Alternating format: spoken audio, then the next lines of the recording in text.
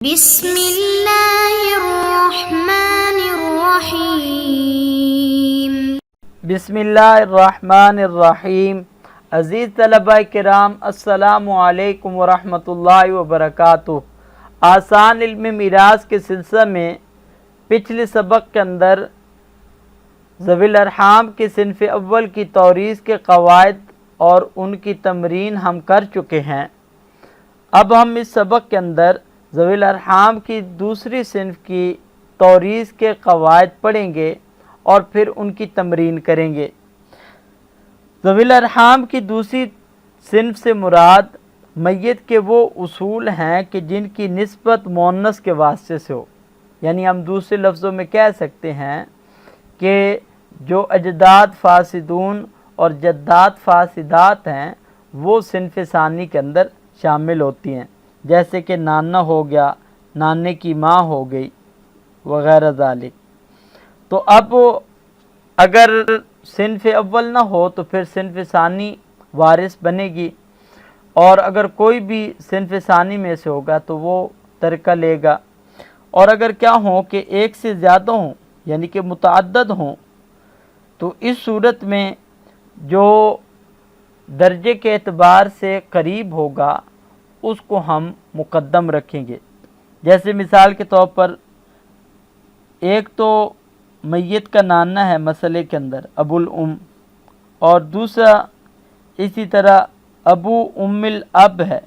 یعنی کہ دادی کا والد ہے،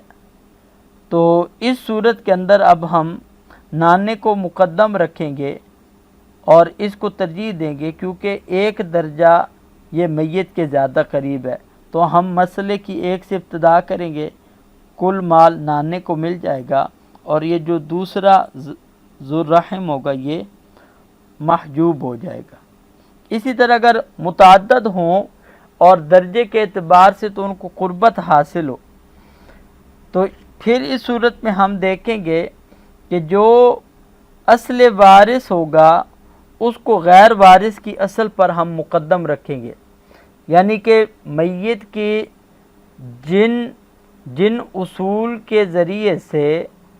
نسبت ہو رہی ہے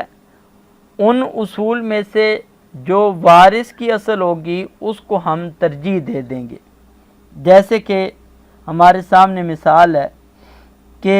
میت کے ورثاء کے اندر ایک تو ابو ام الام ہے، ٹھیک ہے، کہ نانی کا باپ، ٹھیک ہے جی، اور دوسری طرف ہے ابو ابل ام یعنی کہ نانے کا باپ۔ تو اب آپ کو پتہ ہے کہ نانی جو ہے یہ ورثاء میں سے ہے کیونکہ یہ جدہ صحیحہ ہے اور ذوی الفروض میں سے ہے، اور جبکہ نانا جو ہے یہ ذوی الارحام میں سے ہے کیونکہ یہ جد فاسد ہے۔ تو اب ہم اس صورت کے اندر جو ابو ام الام ہے یعنی کہ نانی کا باپ، اس کو ہم مقدم رکھیں گے ابو ابل ام پر، اور ہم اسی طرح مسئلے کی ابتدا ایک سے کریں گے اور نانی کے باپ کو کل ترکہ دے دیں گے، اور ابو ابل ام یعنی کہ نانے کا جو باپ ہوگا وہ محجوب ہو جائے گا۔ اور اگر درجے میں بھی برابر ہوں اور اسی طرح کہ نسبت میں بھی برابر ہوں، یعنی کہ یا تو سارے وارث کے اصول ہوں یا سارے غیر وارث کے اصول ہوں، اور اسی طرح قرابت بھی متحد ہو۔ قرابت کے متحد ہونے کا مطلب سمجھ لیں کہ یعنی یا تو میت کے اب کے اصول ہوں یا میت کے کے اصول ہوں، تو اگر اب کے اصول ہوں یا صرف کے اصول ہوں تو اس کو ہم کہتے ہیں کہ قرابت متحد ہے، اور اگر صرف اب کے اصول نہ ہوں بلکہ اب اور کے مشترکہ ہوں تو اس صورت میں ہم ان کو کہ قرابت کے مختلف ہونے سے تعبیر کریں گے۔ تو اب پھر آگے دو صورتیں ہیں۔ پہلی صورت تو یہ ہے کہ اصول قریبہ صفت تذکیر و تانیث میں متفق ہو، یعنی کہ جو اصول بعیدہ موجود ہیں ذوی الارحام کے ان سے پہلے جو بطون ہیں ان بطون کے اندر مذکر اور مؤنث ہونے کے اعتبار سے آپس میں اختلاف نہ ہو۔ تو اس صورت میں ضابطہ یہ ہے کہ مسئلے کی ہم اصول بعیدہ کے ابدان سے شروع کریں گے۔ جیسے کہ ہمارے سامنے صورت موجود ہے کہ میت کے ورثاء کے اندر ایک تو ام اب الام ہے، ٹھیک ہے جی، یعنی نانے کی ماں، اور دوسرا ہے ابو اب الام یعنی کہ نانے کا باپ۔ تو اب یہاں پر آپ دیکھ رہے ہیں کہ یہ درجے کے اعتبار سے بھی برابر ہیں کہ ہر ایک کا میت کے ساتھ نسبت میں 2 درجے پائے جاتے ہیں۔ دوسرے نمبر پہ اسی طرح دونوں غیر وارث کے اصل ہیں، کیونکہ یہاں پر یہ اب بھی کیا ہے، یہ بھی غیر وارث ہے، اور یہ بھی کیا ہے، غیر وارث ہے۔ تو اب ہم نے یہاں پر آپ دیکھ رہے ہیں کہ کیونکہ جو اصول بعیدہ ہیں یعنی کہ جو موجود ذوی الارحام ہیں، یہ ام اور یہ اب، تو ان سے جو اوپر والے بطون ہیں نا جی، اس کے اندر ان کے اندر کوئی اختلاف نہیں پایا جاتا۔ تو اب یہاں پر ہم مسئلے کی ابتدا جو موجود ذوی الارحام ہیں بس انہی کے ابدان سے کریں گے، اور ضابطہ وہی للذکر مثل حظ الانثیین ہوگا۔ تو کو ہم اب کی بنسبت آدھا دیں گے، تو گویا کہ مسئلے کی ابتدا ہم 3 سے کریں گے، اور 3 میں سے 2 اب کو دے دیں گے اور 1 کو دے دیں گے۔ اور اگر درجے میں اور نسبت کے اعتبار سے بھی برابر ہوں اور قرابت بھی متحد ہو، لیکن اصول بعیدہ سے پہلے جو بطون ہیں ان کے اندر مذکر مؤنث ہونے کے اعتبار سے اختلاف ہو، تو اس دوسری صورت کے اندر ہم مال کی تقسیم اسی طرح کریں گے کہ جیسے ہم نے صنف اول کے اندر جہاں پر سب سے پہلے اختلاف ہوا تھا وہاں پہ کرتے تھے، تو یہاں پر بھی جس بطن کے اندر سب سے پہلے اختلاف ہوا ہے تو وہاں پر ہم مذکر و مؤنث کے اعتبار سے تقسیم کریں گے، اور مذکر کے طائفے کو الگ کر دیں گے، مؤنث کے طائفے کو الگ کر دیں گے، اور پھر اس بطن سے جو آگے والا بطن ہے تو وہ والا حصہ ہم آگے پہنچائیں گے۔ جیسے ہمارے سامنے یہاں پہ یہ ایک صورت مسئلہ ہے، میت کے ورثاء میں سے پہلے امی اب یعنی کہ دادی کی ماں، اور دوسرے نمبر پہ آ جائے گا امی ابل اب یعنی دادے کے دادے کی ماں ہو جائے گی،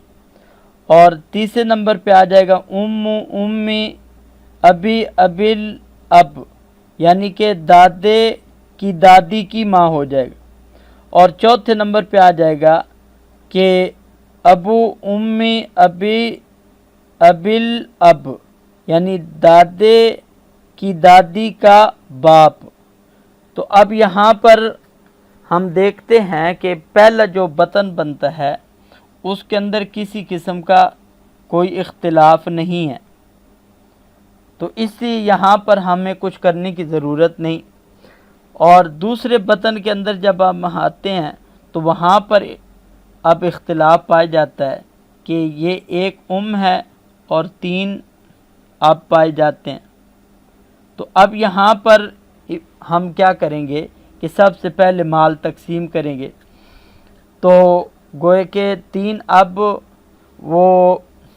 6 بنات کے قائم مقام ہو جائیں گے، 6 مؤنث کے قائم مقام ہیں، اور 1 ہے، تو گویا کہ ہم مسئلے کی ابتدا اسی طرح 7 سے کریں گے، اور 7 میں سے 6 مل جائیں گے یہ جو مذکر کا طائفہ ہے ان کو، اور 1 مل جائے گا جو کا طائفہ ہے۔ پھر اس کے بعد اس کا جو 1 ہے وہ اسی طرح آگے جو اس کے اصول ہیں ان کی طرف منتقل کر دیا جائے گا، اور یہ جو مذکر کا طائفہ تھا ان کو ہم نے 6 دیا تھا اصل مسئلہ میں سے،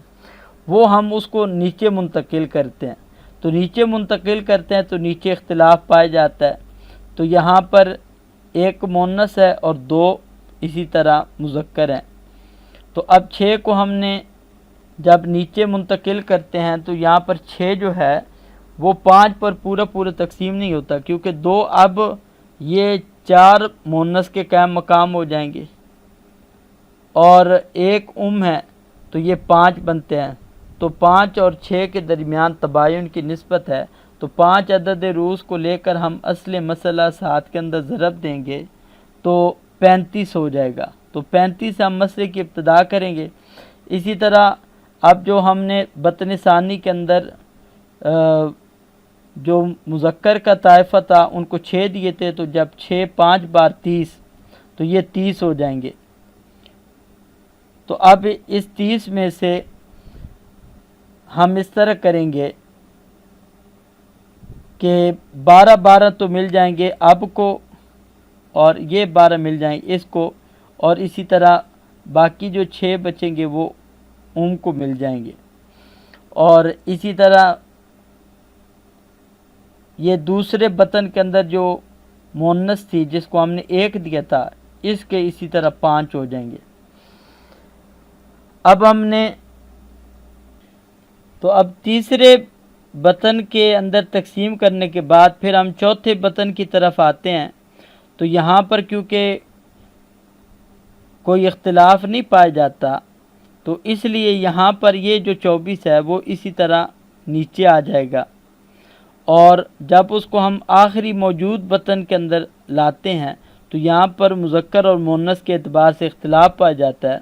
تو اب ہم 24 میں اب اس موجود اب کو ہم دگنا دے دیں گے جو کہ 16 بن جائے گا 24 میں سے، اور 24 میں سے ہم 8 اس کو دے دیں گے۔ اور اسی طرح کیا ہے کہ یہاں پر یہ تیسرے بطن کے اندر ہم نے جو کو 6 دیے تھے وہ 6 اسی طرح اب اور اب سے پھر یہاں پہ کو مل جائیں گے، اور اسی طرح یہاں پر ہم نے یہ جو 5 دیا تھا دوسرے بطن کے اندر کو، وہ اسی طرح نیچے اس کو 5 مل جائیں گے۔ اور دوستو اگر درجے کے اعتبار سے اور وارث کے اصول اور غیر وارث کے اصول ہونے میں برابر ہوں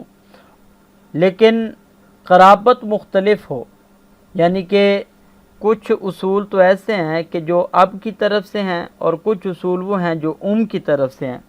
تو اس صورت میں ضابطہ یہ ہے کہ اب کے اصول کو ہم 2/3 دیں گے اور کے اصول کو ہم 1/3 دیں گے۔ جیسے کہ آپ کو پتہ ہے کہ جب مسئلے کے اندر صرف اب اور موجود ہوں تو اس صورت میں کو ثلث ملتا ہے اور اب کو